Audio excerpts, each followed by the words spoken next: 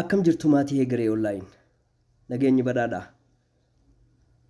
Har'a kan hin qabadhee isinii dhiyaadhe Modernization Trade and Industry mata duree jedhuun paartii lammaffaa chapter 6 qabadhee dhufeetiin jira. Na hordofaa. Warri chaanaala kanaaf haaraa taatan subscribe, like, share gochuun dagatinaa. Kallattumaan gara toopikiitti darba. Trade and industry played a significant role in the national economy. Dinagdee biyyaalessaa keessatti daldallii fi industiriin gahee ol aanaa taphatu. Since the late 19th century, dhuma jaarraa 19ffaa kaasee coffee has become Ethiopia's leading cash crop. Bunni oomisha sharafa alaa argamsiisan keessaa isa dureedha. Dura irratti argama. Despite its money rich and a long history of trading contact with outside world, Itoophiyaan hariiroo daldalaa yeroo dheeraa biyyoota alaatii wajjin qunnamtii biyyoota alaatii wajjin qabaattus Ethiopia never become great nation trading nation. Ethiopian biyya daldalaa jabduu tahuu hin dandeenye. Most of Ethiopians despise the traders. Irra caalaan lammiileen Itoophiyaanonni daldaltoota ni abaaru, ni tuffatu. Instead, glorified warriors and priests. Sanirra warra biyya waraana deemuu fi abbootii amantaa dhaadheessu. In the 1960s, bara 1960 keessa, trade constitutes only 7% of GDP. Daldalli GDP biyyattii keessaa parsantii 7 qofa kan hammate yoo ta'u, kan qabatu yoo ta'u, whereas the industrial sector represents a very small part of total economy. Industry diinagdee biyyattii keessaa waliigala diinagdee biyyattii waa xiqqoo bakka bu'a jechuudha. Very small. For example, in 1975, the industrial sector accounted for less than 5% of GDP and employed only about 60,000 people. Fakkeenyaaf bara 1975tti industry parsantii 5 qofa GDP keessaa parsantii 5 qofa kan qabatuu fi hojjettoota 60,000 qofa. Very little and negligible kan qabudha. So qaama hawaasa hojjettoota muraasa of keessatti hammateedha jechuudha. Nevertheless, the changes brought by the Italians were limited. Jijjiiramni Xaaliyaanonni seektara kanatti fidan muraasa. In the post-liberation period, yeroo bilisummaa Itoophiyaa booda, that means after Italy evacuated, Xaaliyaan eega gadhiiftee booda, small portions of population participated in money economy. Qaamni ummataa waa xiqqoo ta'e daldala keessaa'u dinagdee maallaqaa kana keessatti kan hirmaatan jiru. Haa xiqqaatan malee. There was a low rate of circulation of goods. Oomishni waa xiqqoo reetii waa xiqqoon sosso'a. So wage labor hojjettoonni miindeeffaman was also limited muraasa. Economic units were largely self-sufficient. Diinagdeen ofiif of dandeessee deemti. That means of gahaadha. Foreign trade was negligible. Daldalli biyya alaa hin jiru. The markets for manufactured goods were extremely small. Wanni oomishamu magaalaan waan oomishamu magaalaan xiqqoodha. Bakki itti gurguratan hin jirtu jechuudha. Much of the economy remains unchanged. Irra caalaa diinagdeen jijjiiraman agarsiifne during the late 1940s and 50s. Bara 1940 fi 50moota keessa jijjiiraman agarsiisne. Agricultural products constitute a bulk of the country's export. Wanni Itoophiyaan export gootu oomisha qonnaati. Kun bakka guddaa qabata jechuudha. Bulk. So the major export items were wanni Itoophiyaan yeroo kana export gootu coffee, buna, ala ergiti, which accounts 50 to 65% of the total export of the country. Waan Itoophiyaan export gootu percentii 50 hanga 65 kan qabatu buna jechuudha. Next to coffee, bunatti aanuudhaan there were also hide and skin. Hide and skin hallee fi gogaatu jira. As well as pulses and oilseeds. Oomisha zayitaa kanneen of keessatti qabata jechuudha. On the other hand, kara biraatiin, the major Ethiopian imports were textiles, machineries and chemicals. Wanni Itoophiyaan import gootu ammas oomisha uffataa, maashinaa fi keemikaalota. Ethiopia's foreign trade partners were USA. Shariikni daldalaa Itoophiyaa ammas America, which was a major importer of country's coffee, about 70%. Buna Itoophiyaa percentiin 70 Ameerikatti argama, Xaaliyaanitti argama, as well as Japaanitti argama jechuudha. So in more broad terms, kana bal'inaan jecha bal'aanu yoo ibsinu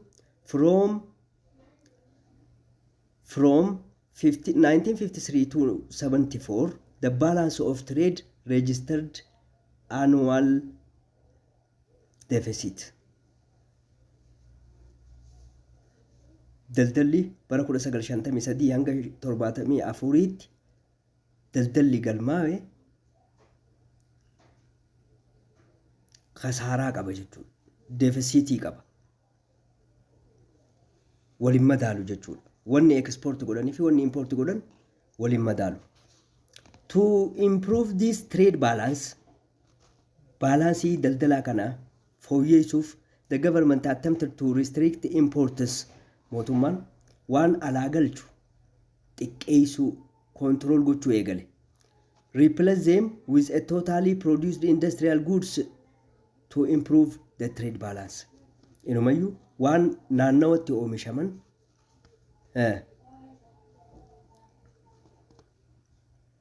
jajjabeessuu eegale jechuudha. Saniin bakka buusuu eegale. Maal godhuudhaaf? Trade balance kana fooyyessuuf. Despite this effort, yaalii kanaan cinatti, however, unfavorable trade balance continued. Baalaansiin daldalaa hin turre. Kanumaatu itti fufe jechuudha. Importii to exportii irra guddaadha jechuudha kana jechuudha.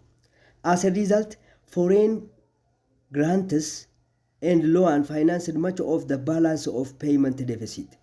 Khasaaraa tana, kafaltii khasaaraa tana maaliin bakka buusaa turan?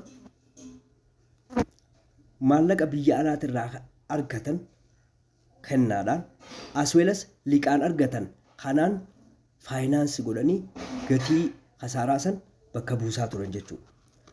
So the post-independence period barreen bilisummaa booda bilisummaa xaaliyaan irraa bilisoomuu jechuu Itoophiyaan witness some continuity and changes regarding the country's domestic trade. Daldalli biyya keessaa immoo jijjiirama fi adeemsa jijjiirama keessa ture argee ture. That means Addis Ababa continued as a commercial center of the country. Addis Ababaan daldala kanaaf jiddugala daldalaa taatee itti fufte. But inside Addis Ababa, the pre-war commercial center magaalaa kana keessatti the city Arada, renamed by the Italians as Piazza, Arada Piazza ka jedhamte boodarra was replaced by Mercato. Mercatoon bakka bu'ee jechuudha. Commercial center. So in this period, the role of Greek, Armenians and Arab traders gaheen daldaltoota Greek, Armenia fi Araboota as economic intermediaries between Ethiopians and the outside world faced a serious challenges from the emerging class of national traders. Daldaltoonni biyya alaa kanneen armaa olitti tuqne kun akka daldala Itoophiyaatii fi daldala alaa jidduutti akka daldalaatti gahee daldalummaa qabaachaa turan. Haa ta'uti boodarra daldaltoota biyyaalessaa Itoophiyaa keessa daldaltoota Itoophiyaarra kanneen reefu argamaa jiran irra challenging isaan qunname competitionii jechuudha. Even then, a small number of Ethiopians were involved in import and export trades. Achirraa kaasee haa ta'uti daldaltoonni Itoophiyaa al ergii fi importii keessatti seenan lakkoofsa muraasa. Since the early 1950s, bara 1950 irraa kaasee, Ethiopian government has renewed its call for the transition from subsistence economy to agro-industrial economy. Mootummaan Itoophiyaa haaromsa yookaan waamicha diinagdee harkaa gara afaaniitirraa subsistence economy to agro-industrial economy tti ceehuu labse waamicha godhe. So a key element of the emperor's new economic policy was adoption of centrally administered development plan. Amma karoora guddinaa kan mootummaa jiddugalaatiin bulu poolisii haaraya poolisii diinagdee haaraya labsee jechuudha. So in this period, in the period between 1945 and 57, bara 1945 fi hanga bara 1957tti several technical missionoonni technical ta'an kanneen adda addaa from the United States USA irraa kan dhufan kanneen akka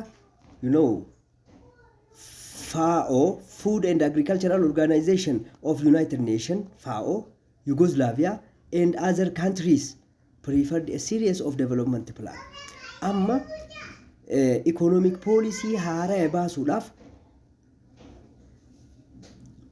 especially teknikoonni dhaabbata nyaata addunyaa akkasumas poolisiin Yugoslavia fi biyyoota adda addaa qoratamuu eegale. Maaliif economic policy haaraa baasuudhaaf jechuudha. Laayinii saniin baate jechuudha. Economic policy in Ethiopia during that period, especially daldalaa hojii kan wal qabatu. However, this plan failed to achieve any meaningful result. Karoorri kun ni kufe galman geenye bu'aa qabatamaan argisiifne. In 1954 and 55, the government created a national, the government created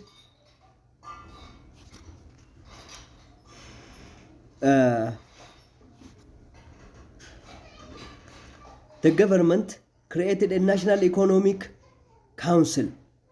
National Economic Council ijaare mootummaan to coordinate state development plan. Karoora guddinaa baasuudhaaf, ijaaruuf, deeggaruuf as well. This councilin kun a policy making body, qaama poolisii tolchu, chaired by the emperor, hooggantummaa Emperor Haile Sillaaseetiin, devoted its attention to improve agricultural and industrial productivity. Kaayyoon isaa maali? Kaayyoon isaanii guddaan qonna fooyyeessuu fi industirii, oomishtummaa industirii cimsuu ture. Attention itti kennuudhaan, xiyyeeffannaadhaan irratti hojjetame. Eradicating the illiteracy, especially barnoota babal'isuu, namni waa katabuun waa barreessuu hin dandeenye akka hin jiraanne godhu, disease dhukkuba ofirraa faccisuu, improving the living standard of all Ethiopians, jiruu jireenya uummata Itoophiyaa guutumaa guututti fooyyeessu. Kaayyoon kaawunsilii kanaa kan dhaabbateef jechuudha. The National Economic Council helped prepare Ethiopia's first and second 5 years plan. Karoora waggaa 5 tokkoffaa fi lammaffaa, marsaa tokkoffaa fi lammaffaa kaawunsilii kanaatu qopheesse jechuudha.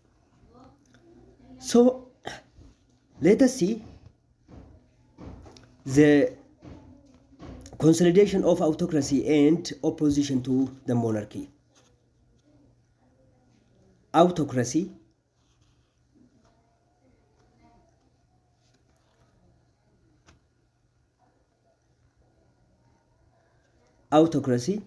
and opposition to the monarchy. Bulchiinsa autocracy fi fincila monarchiitti ka'e keessaa the emperor and his absolute rule. Absolutism is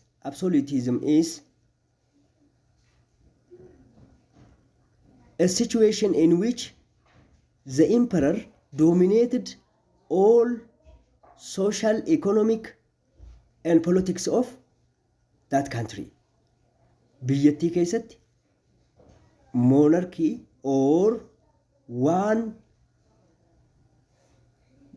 absolute ruler jiruu jireenya hunda ka dominate godhu ka murteessu emperoriidha jechuudha. The monarchy. Emperor Haile Selassie constructed and maintained an absolutist state until his downfall in 1974. Haile Selassie, mootiin Haile Selassie, sirna mootummaa absolutism kana haga kufaatii isaa bara 1974tti kanuma hojiirra oolchaa ijaaraa ture jechuudha. Ijaaraa fi jabeessaa ture. Indeed, dhugumatti it was in this period that state attained the height of its power. Yeroo kanatti mootummaan sadarkaa ol aanaa aangoodhaan sadarkaa ol aanaa itti dhaqqabe in the history of Ethiopia. Seenaa Itoophiyaa keessatti sadarkaa ol aanaa gaafana dhaqqabe. This was noticeable in the spheres of provincial administration. Kun dhimmoota bulchiinsa naannolee keessatti ni ibsama. The military organization, ijaarsa waraanaa keessattii fi fiscal control, sirna bulchiinsa daldalaa, maallaqaa, financial siistamii bulchiinsa faayinaansii keessatti ibsama. Waa sadeen kanaan ibsama jechuudha. Itoophiyaan waa sadeen kanaan yeroo san jijjiirama taasiste jechuudha. The imperial states constructed by Haile Selassie was tenuously held together by top-heavy secularized bureaucracy and an imperial means. Itoophiyaa tana walitti hidhe gaafa imperial Emperor Haile Selassie kan haada xiqqootu walitti hidhe. Keessaawu sadarkaa olaanaarra warreen jiran secularized bureaucracy bulchiinsa ummataa fi imperial miizii imperarii qabu kanaatu walitti hidhe. When we say miis, waan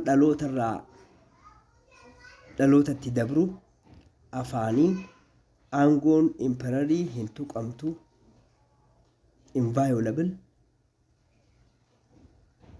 waan jedhu kan of keessatti qabatu jechuudha. He is the only one God sent him to rule the country. Rabbiitu biyya bulchijee erge yaadama jedhu of keessaa qabate jechuudha. The architect of and symbol of the absolutist order was the Emperor Haile Selassie. Amma sirna absolutismii kana mootummaa kanas mallattoon isaatis hoogganaan isaatis Emperor Haile Selassie, who dominated the political lives of Ethiopia from 1930 to 1974. Inni siyaasa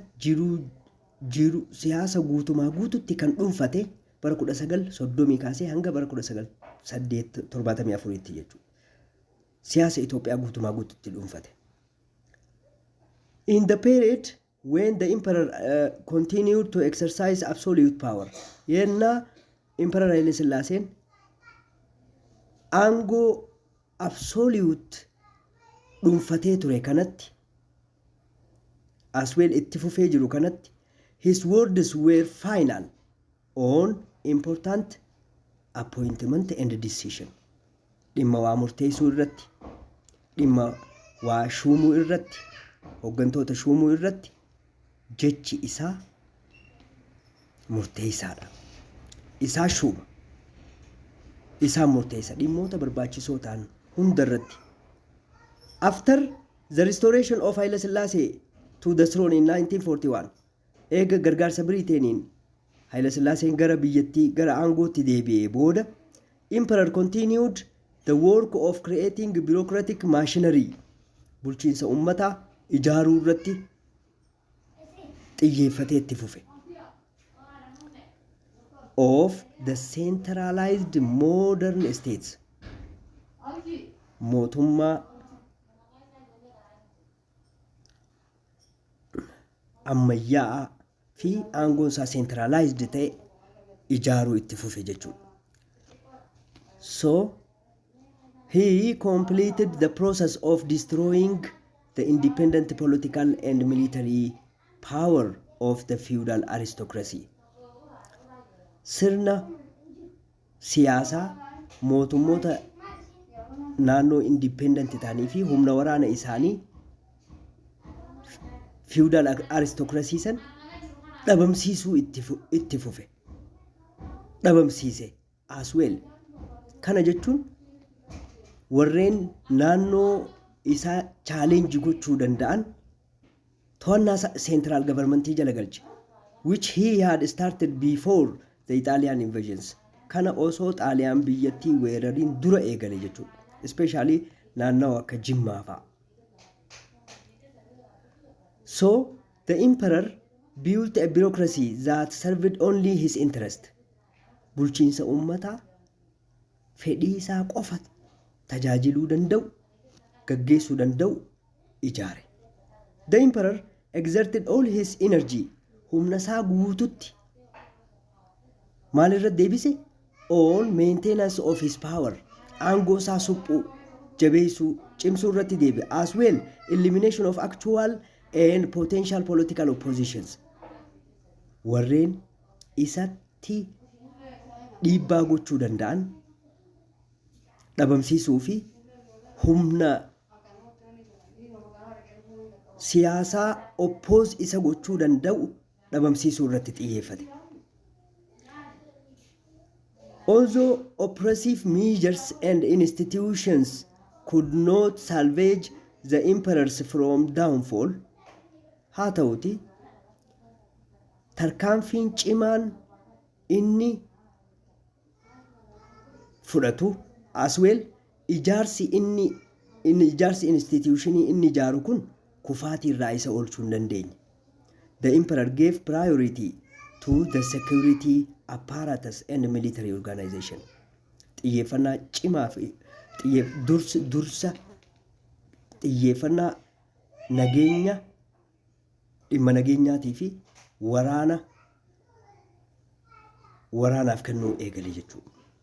Ijaarsa waraanaa.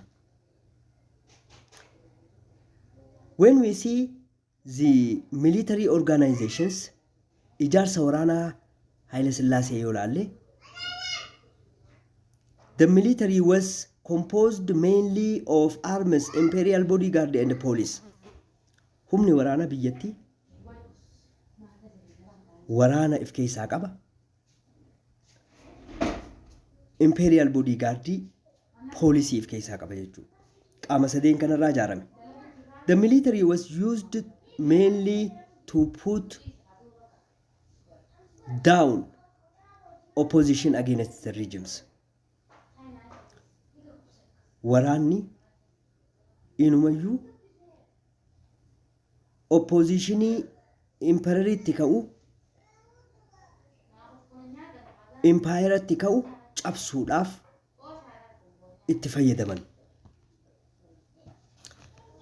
The work of reorganizing military, waraana irra deebi'ee ijaaruun, hojii waraana irra deebi'ee ijaaruu was started soon after Emperor Haile Sillaasee restored to the throne.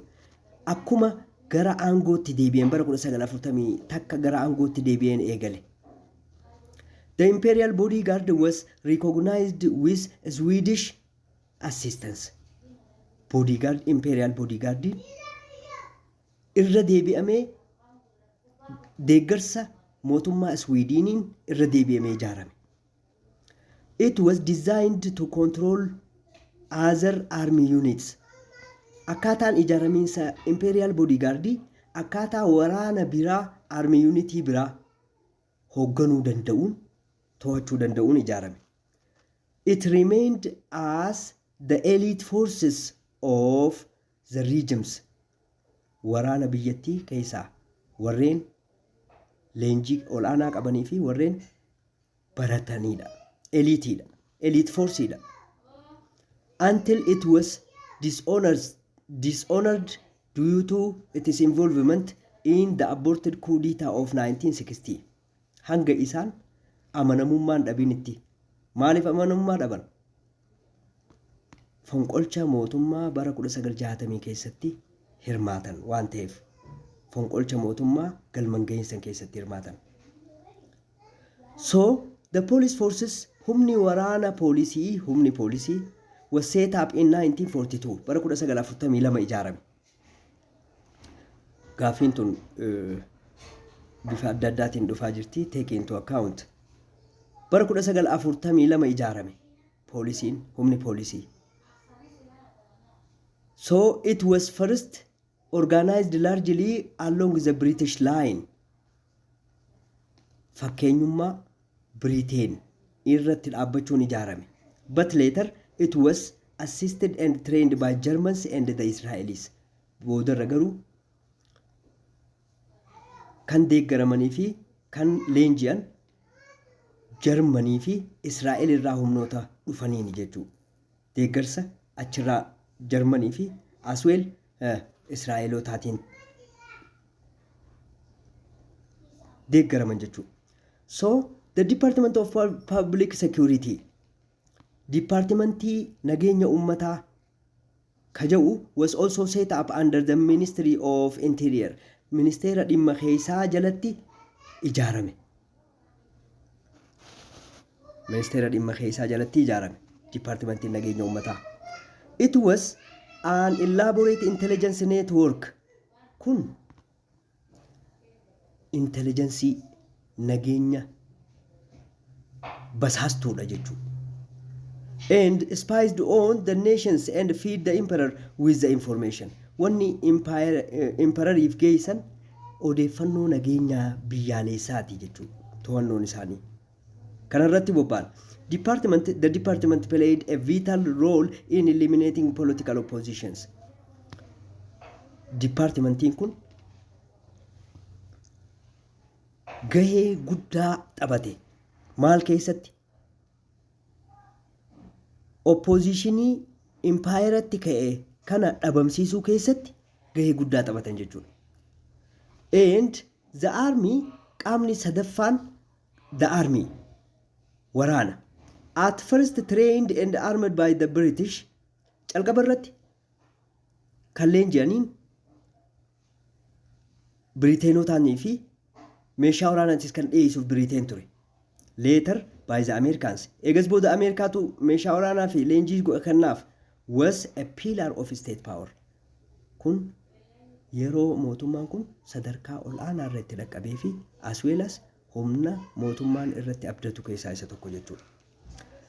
Even though the army was principally organized with the objective of defending the country from external invasions, kaayyoon guddaa waraanni kun ijaarameef biyyattii diina weerara alaatirraa dhorkuuf tahee osoo jiru, it was excessively used for the repressions of internal political oppositions.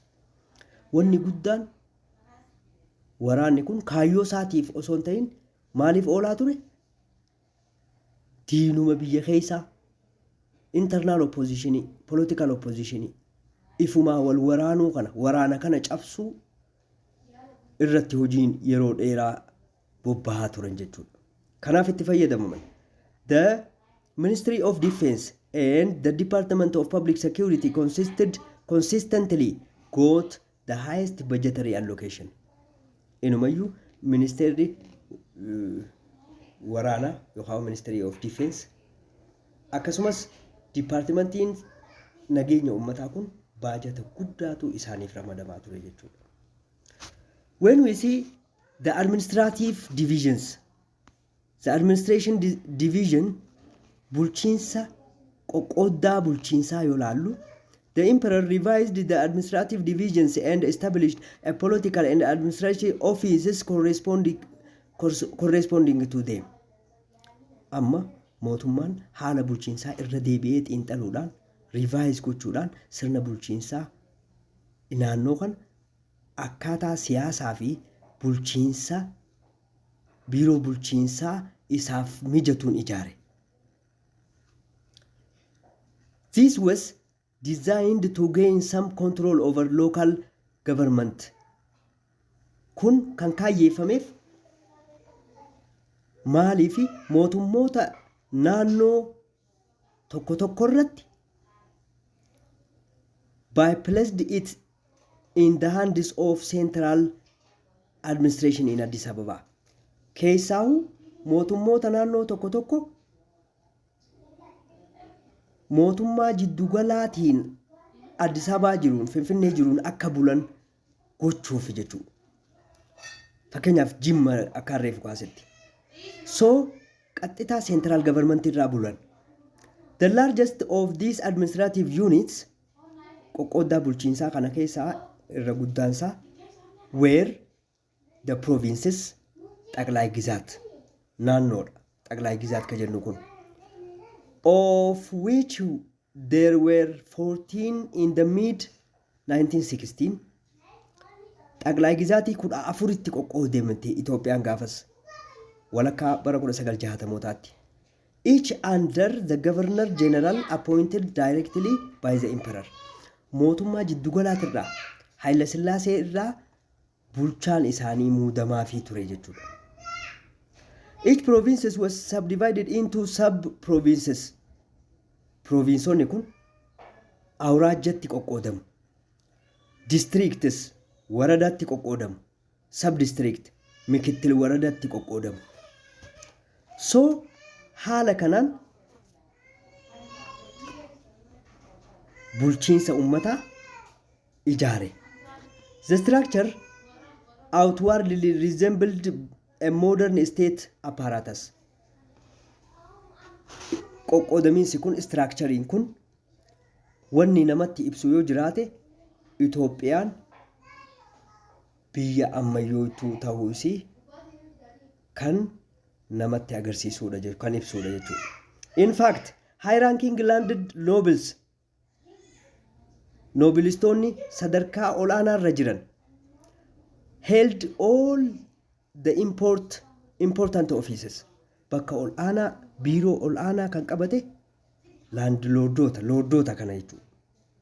Younger and better educated officials dargaggootaa fi warri barnoota ammayyaa qaban were little more than providing an aid to the governor generals in the form of advice. Gaheen isaanii xinnaa ture. Hirmaannaan isaaniitis xinnaa ture. Inumayyuu isaan kun akka gorsitootaatitti governor generaalii kana akka gorsaatti ramadamuuf jechuudha. Malee key positioning qaban turan. When we see the educational system, sirna barnootaa gaafasii yoo laallu, the country's education system was sirni barnoota biyyaalessaa was primarily designed to produce necessary trained manpowers for the expanding bureaucracy of the absolute state. Sirni bulchiinsaa kan irratti hundaa'e design ta'e humna nama baratee bulchiinsa ummataa kana fedhii bulchiinsa ummataa kana guutuu mootummaa empire kana keessatti guutuudhaaf kaayyoo kanaan design ta'e jechuudha. Humna nama baratee biirokraasii tana guutuu danda'u kanaaf kaayyeeffatee. So after 1941 bara 1941 booda secondary schools were opened for the first time. Seenaa Itoophiyaa keessatti yeroo jalqabaatiif manni barnootaa sadarkaa lammaffaa bara 1941tti baname. Haile Sillaasee first secondary school and General Wingate school were opened in 1943 and 1946 respectively. Bara 1943 fi 46 wal duraa duubaan banaman jechuudha. Most of the educated elites of the 1950s bara 1950moota keessa warri baratan were products of these two secondary school. Bu'aa manneen barnootaa sadarkaa lammaffaa kanneeniiti jechuudha. The University College of Addis Ababa was established in 1915. Bara 1950tti kolleejiin University Finfinnee ijaarame. Subsequently, the Engineering College and Building College in Addis Ababa. Kolleejiin Engineeringii ijaarsaa fi kolleejiin ijaarsaa Finfinnee keessatti. As well, the Haramaya College of Agriculture. Kolleejiin qonnaa Haramaya. As well, Gondar Public Health College, kolleejiin fayyaa Gondar were opened. Banaman jechuudha. Baroota kanneen keessa bara 1950moota keessa banaman. So these colleges brought together, kolleejonni kun walitti dhufaniiti to form Haile Sillaasee First University. University Finfinnee ammaa kan bara 1960tti ijaaran jechuudha. Then graduates of the university filled the various government posts and served the system. Sirnicha warreen university kana keessatti barateetu sirnicha as well as poostii aangoo mootummaa adda addaa irratti ramadamuun sirnicha tajaajilaa turan jechuudha.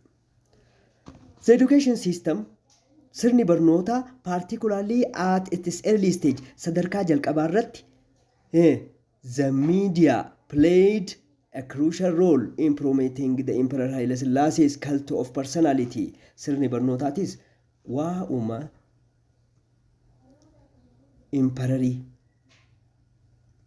dhuunfaa isaa personality kaltii kan calaqqisiisu ture. That means these two institutions lameen kun elevated the emperors to superhuman height. Inuma sadarkaa namaatii olitti ol fuudhan imperarii beeksisuu keessatti maqaa isaatiin banaman jechuudha.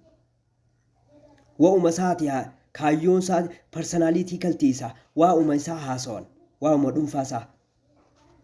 Moreover irra caalatti almost all major landmarks in Addis Ababa bore the name of the emperor. Inumayyuu irra caalaan jijjiiramni magaalaa Finfinnee keessatti ta'u maqaa isaatiin yaamaman. To mention a few of them, waa xiqqoo ibsuudhaaf the university Haile Sillaaseeti. Stadium Haile Sillaaseeti. The main avenues karaan gurguddaan, the squares addabaabayileen magaalaa keessa jiran, two schools manneen barnootaa lameen, hospitaalli were named after the emperor maqaa isaatiin moggaafaman. Similarly, many institutions in the part of the country were bore his name. Biyya institutionoonni dhaabbattoonni hedduun biyyattii keessatti ijaaraman maqaa isaatiin. The emperor's birth and coronation day, guyyaan dhaloota isaatii fi guyyaan inni aangoo itti qabate were celebrated as a national holiday. Akka ayyaana biyyaalessaatti kabajama. In short, gabaabumatti, not only was the political order dominated by the emperor, sirni siyaasa biyyattii qofa osoo hin ta'in ka dominated ta'e isaan jechuu, but also the countries came to identified with him. Biyyattiinuu isumaan yaamamuu eegalte. Isumaan hogguu inni maqaa dhawame akka biyyattiin maqaa dhawamteetti ilaalamuu eegalame jechuudha. So let us see the revised constitution of 1955. Seera barreeffamaa bara 1930 takka haaromfamuu jechuudha. Seerri kun irra deebi'amee haaromsame. Keessaawu in 1955 bara 1955tti on the occasions of the silver jubilee of the coronation of the emperor, gaafa mootummaan Haile Sillaasee aangoo qabate waggaa 25ffaa sababeeffachuudhaan the 1931 constitution was revised and promulgated. Seerri bara 1930 takka irra deebi'amee revise godhamee jechuudha. Maal sababeeffachuun? Especially the coronation of the incorporation of Eritrea. Sababni seerri bara 1930 takka ittiin revise ta'eef incorporation of Eritreaatu Itoophiyaa wajjin walitti makame bara 19. So shantamoota keessa jechuudha. So haala kanaan maaliif Eritiriyaan seera Itoophiyaatirra seera dimokiraatawaa qabdi. Kanaaf waan san wal simsiisuuf seerri bara 1930 takka haaromfamuun barbaachise. Which had a more advanced constitution. Seerri Eritiriyaa seera Itoophiyaatirra dimokiraatawaadha. Sadarkaa ol aanaan kan barreeffamedha jechuudha seerri.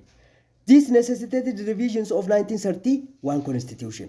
Kanaaf barbaachise seera bara 1930 takka irra deebi'anii ilaaluun. The 1955 revised constitution mainly differ from 1931 constitution. Garaagarummaan guddaan seera bara 1930 takkaatii fi revised constitution bara 1955 is its provisions of universal adult suffrage mirga lammiilee filuu fi filatamuu kan of keessatti qabatudha seerri bara 1955 and the provisions of the elected chambers of deputy ammas seera chamber of deputy paarlaamaa gaxaanaa jechuudha. Seeneetii osoo hin ta'in paarlaamaa gaxaanaan akka uummataan filatamu taasisuu keessatti seerri kun lammiileef mirga kenna jechuudha. So Ethiopia came to bicameral parliament.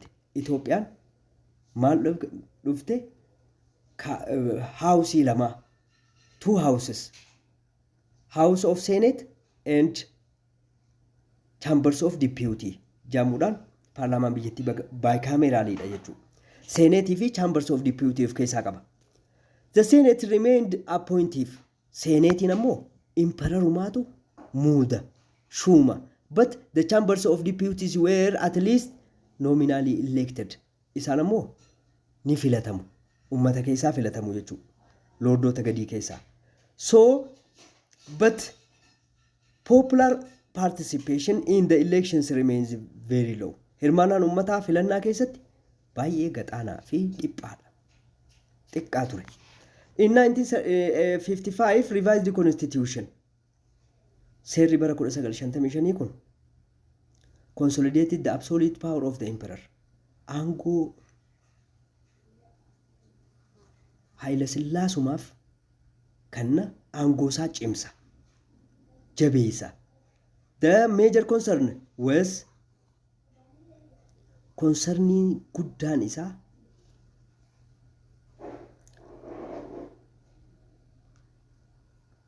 concerning guddaan seera kana contentiin isaa ammas qabiyyeen isaa maali was the issue of imperial succession. Eenyutu aangoo Haayila Sillaasee dhaalaa ka jedhu warra xiyyeeffata jechuudha. And the power of the emperor. Aangoo isaatti discuss godha. The constitution made a person of the emperor sacred. Seerri kun Haayila Sillaasee akka waaqaa isa taasisa. Aangoo isaatis unquestionable. Aangoo isaa gaafii keessan galtu. So gaafiif hin dhiyaattu. Akka seera kanaatti. To quote the constitution. Seera kana wanni inni eegaluun permeabiliinsaa by the virtue of his imperial blood as well as of the anointing which he has received. The person of the emperor is sacred and his dignity is inviolable and his power is indisputable. Akkana jaa permeabilii isaati irratti. His Majesty Emperor dhiiga imperialii haa qabu jaa as well as isarraa ka eebba fudhate. The person of the emperor namni inni filate akka waaqaatti kabajama. His dignity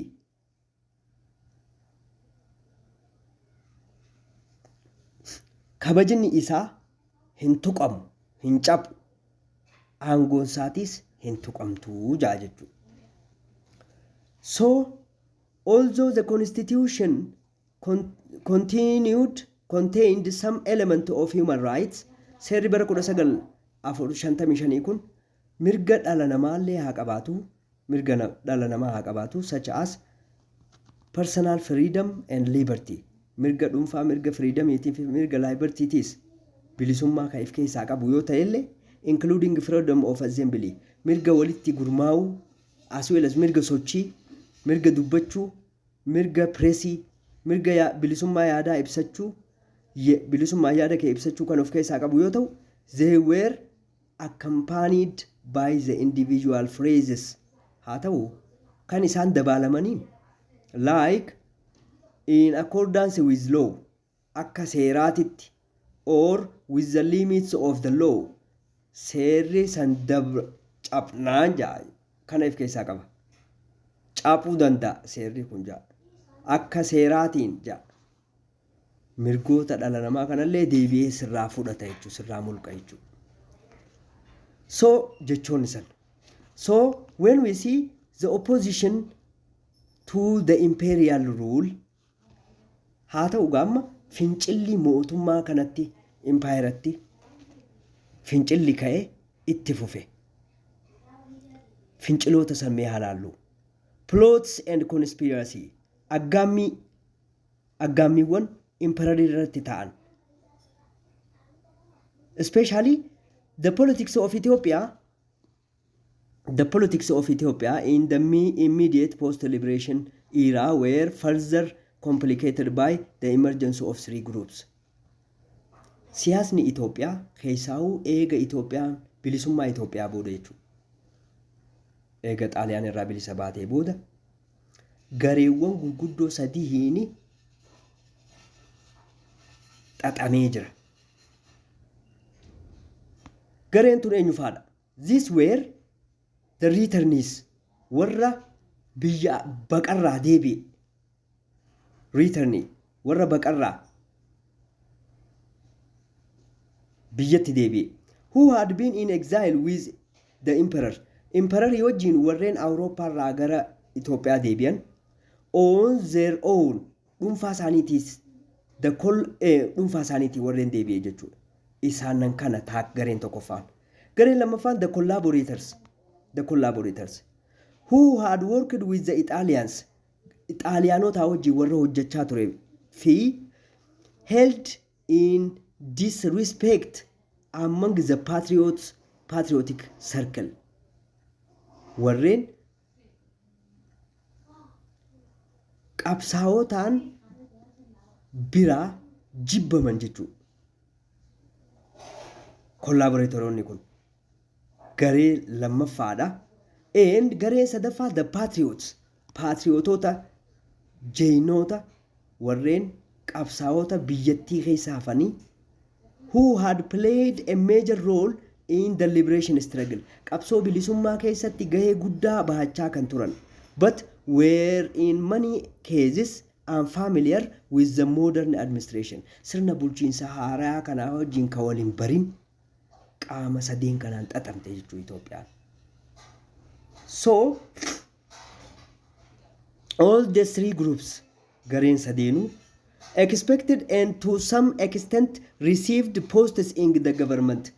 Wanni isaa yaadan aangoo bakka ol aantutti qabatanii tajaajiluu akka qaban as well as a reward for their past service, because kun bakki tun badhaasa keenya jaaniiti yaadu jechuudha. Aangoo argachuu qabna jaaniiti yaadu.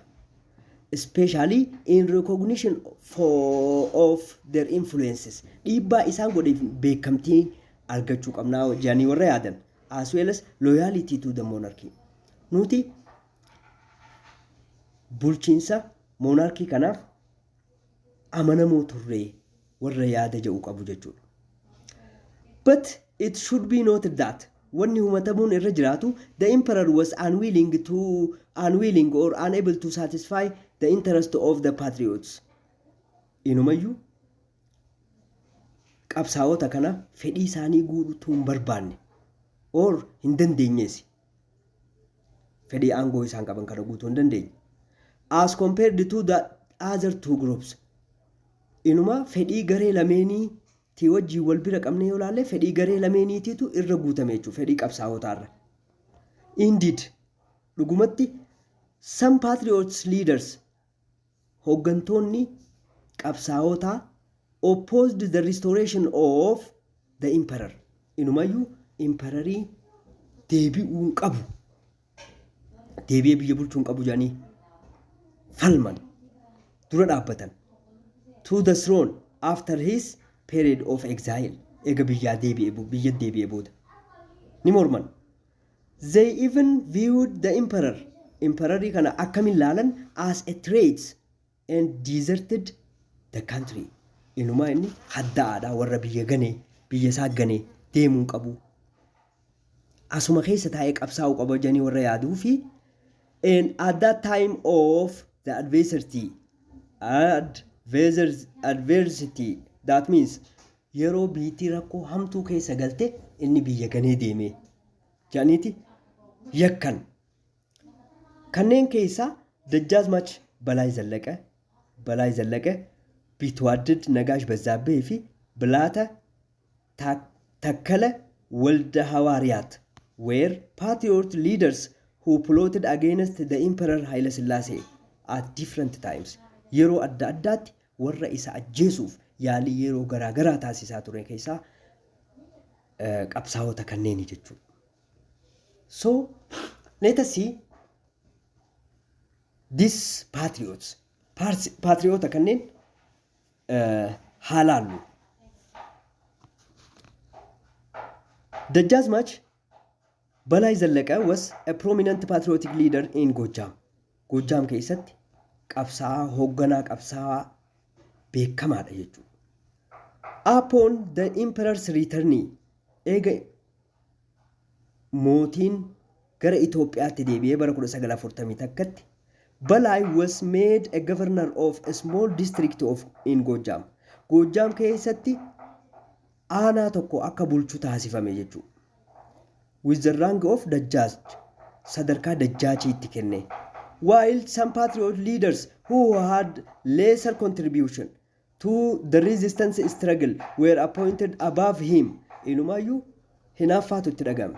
Warri gaafa qabsoosan sadarkaa contributionii hirmaannaan isaanii xiqqaa ta'e bakka olaanaatirra ramadamanii arkuun sadarkaa olaanaa kennamuun isa aarsee jechuudha. So, but Balai remained popular among the peoples of the area. haa ta'uti Balai uummata naannawichaa biratti beekamaa fi kabajamaa ture. Hence, the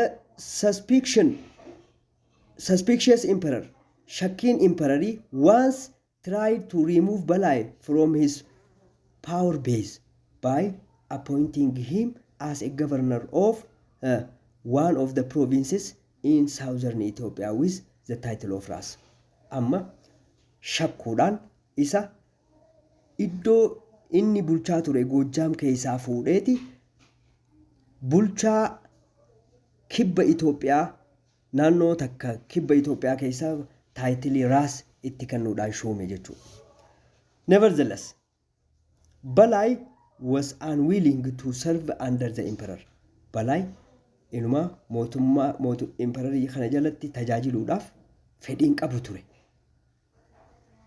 Whom he openly criticized as a deserter in the hours of the need of his country and rejected the appointment. Inumayyuu ifatti bahee imperoriidhaan ati bar nama biyyattii gaafa yeroo hamtuu keessatti biyya hadda'ee biyya ganee jeen. Kanaafuu aangoo ta'e sirraan fudhadhu jee irra dide. Moreover, he expressed his disappointment by rejecting order coming from the governor of Gojam. Inumayyuu bulchiinsa Gojamirraa Governor General Gojamirraa ka itti dhufu ajaja fudhachuu dide. As well as from center. Ajaja mootummaa jiddugalaarraa itti dhufuus fudhachuu dide. The plots of Dajjaj Balai Zallaqe developed into armed confrontation. Amma aggaammiin Balai Zallaqe sadarkaa maalii irratti guddate gara waraanaan wal qunnamuutti. When Balai moved to his stronghold in Soma Valley in early 1943. Bara 1943tti bakka inni itti cimaa qabsoon isaatiis itti cimaa Soma bakka jedhamtutti waraana qabsoon gara waraanaatti ceete jechuudha. Bitwaadid Mangashaa Jambaree namni jedhamu Ras Hailuu Balaw as well as Bitwaadid Nagash Bazzabbe and other former patriot leaders attacked Balai's stronghold. Jarri sadeen kun dhaqaniiti isa bakka inni itti cimmi waraanaan if jaaraa jiru kanatti waraana irra labsanii weeraran. After Balai lost most of his followers, Balai hordoftoota isaa waraana isaa hedduu in 3 months of fighting, waraana baatii ji'a 3 gaggeeffameen Balai was surrendered. Balai harka kennate jechuudha. It should be noted that wanni hubatamuu qabu, his surrender was the result of several weeks of negotiation. Waliigaltee torbanoota hedduu fudhateen inninis harka kenne, where Balai surrendered in return for pardon for himself and his followers. Inuma isaa fi hordoftoota isaatiif dhiifamni taasifameeti. Waliigaltee kanaan deebi'e kara mootummaa dhufe. But Balai was soon betrayed. Haa ta'uuti yeruma sanitti darbatame. He was taken into Addis Ababa and imprisoned, accused of being traitor to the monarchy. Hidhaan irra murtaa'e, Finfinnee geeffame. Because Imperichaaf sodaa taate jedhameeti yakkamee kasasame jechuudha. So, but after a few months, baatii muraasa booda, he broke out of jail. Mana hidhaa cabsee bahe. But he was caught on his way to Gojjam. Osoo gara Gojjam deemuuti qabame. Then he was executed by hanging. Ni fannifame jechuudha irratti. This heart-breaking capital punishment, ajjechaan isarratti raawwatame kun, ka onnee nama cabsu kun, on Balai has been remembered as a grave injustice. Haqa dhabeessummaa mootummaa Empire kana kan ibsuudha jechuudha. Kana kan nama himuudha jechuudha. So when we see the bitwadded Nagash Bazzabeh, bitwadded Nagash Bazzabeh yoo laallu isa lammaffaa kana jechuudha. Bitwadded Nagash Bazzabeh was another famous patriot leaders in Gojjam. Inninis Gojjam keessatti qabsaa'aa beekamaadha. Hoogganaa qabsaa'otaati jechuudha. He was also grandson of Nugus Takla Haymanot of Gojjam. Inni Nugus Takla Haymanot of Gojjam san abbaa guddaa tahaaf, akaakiilee tahaaf jechuudha.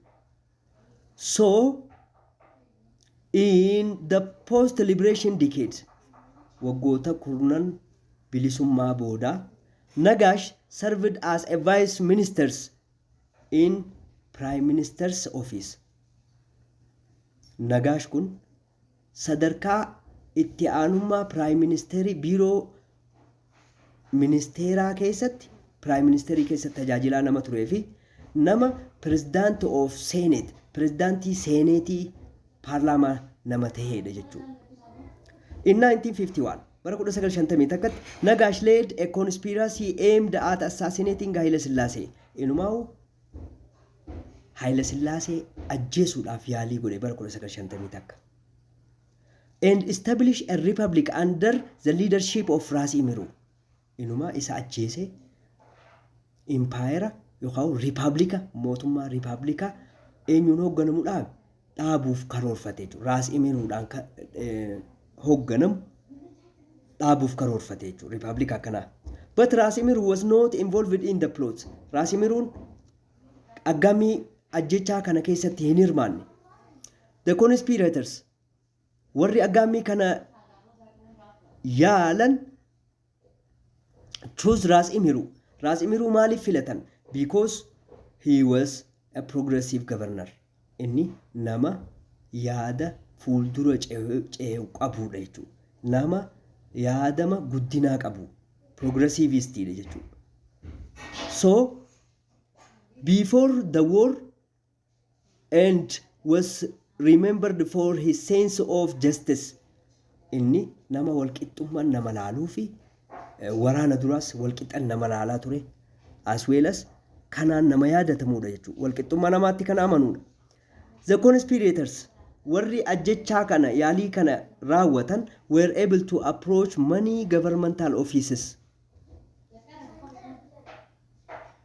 Amma biiroo government officialii hedduu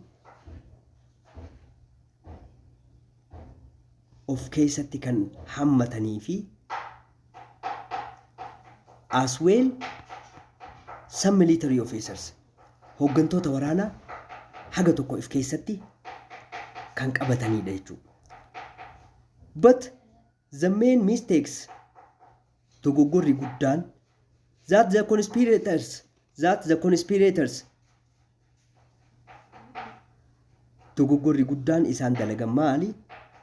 Attempting